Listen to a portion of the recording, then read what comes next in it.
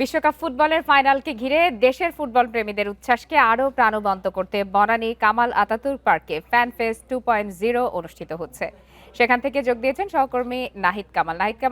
নিঃসন্দেহে আজকের ম্যাচ নিয়ে সবার আগ্রহ তুঙ্গে, যেহেতু আজ বিশ্বকাপ 2026-এর ফাইনাল ম্যাচ এবং আর্জেন্টিনা এবং স্পেন সেখানে লড়াই করছে। সেক্ষেত্রে ফ্যান ফেস্ট 2.0 এই আয়োজনে বিশেষ কি কি থাকছে সমর্থকদের জন্য? বিশ্বকাপে আসলে আর্জেন্টিনার ফ্যান যারা আছেন তারা কিন্তু দর্শকরা ঠিক বনানীর যে মাঠটি রয়েছে মাঠে কিন্তু আসা শুরু করেছে, যেহেতু রাত 1টায় খেলা শুরু হবে।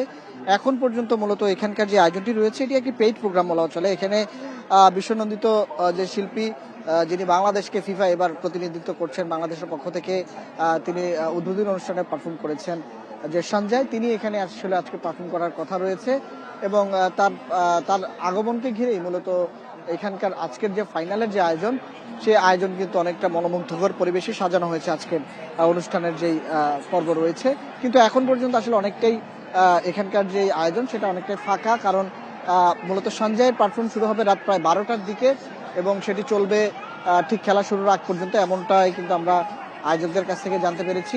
12টার কিছুটা আগে সময় থেকে শুরু করে রাত 1টা খেলা যখন শুরু হবে তার আগ পর্যন্ত চলবে। তার আগে তাদের কিছু আনুষ্ঠানিকতা আছে, কিন্তু এখন তাদের সাউন্ড চেক এবং অন্য যে আনুষ্ঠানিকতাগুলো আছে সেগুলো চলছে। তবে আসলে ফ্যানরা যারা আছেন আর্জেন্টিনা এবং স্পেনের খেলা ঘিরে, যেহেতু আর্জেন্টিনা গতবারেরও বিশ্ব চ্যাম্পিয়ন এবং এবার যেন শিরোপা ধরে রাখতে পারে সেই প্রত্যাশা নিয়ে আর্জেন্টিনার ফ্যানরা মূলত এখানে প্রবেশ করছেন। 700 টাকা টিকিট কেটে এখানে, কিন্তু আসলে এটি পাবলিক প্রোগ্রাম না, এটি আসলে একটি পেইড প্রোগ্রাম এবং এখানে যারা প্রবেশ করছেন টিকিটের মূল্য পরিশোধ করেই প্রবেশ করছেন। এবং বনানী, গুলশান, উত্তরা, বিভিন্ন আশপাশের এলাকায় যারা আছেন তারা আজকে এখানে আসছেন। মূলত এই আয়োজনটি, এখানকার আয়োজনটি বেশ কয়েকদিন ধরেই চলছে। আজকে গ্র্যান্ড ফিনালে, আজকে ফাইনাল খেলা ঘিরে ব্যতিক্রমী আয়োজন থাকছে, যেহেতু সঞ্জয়ের পারফর্ম আছে।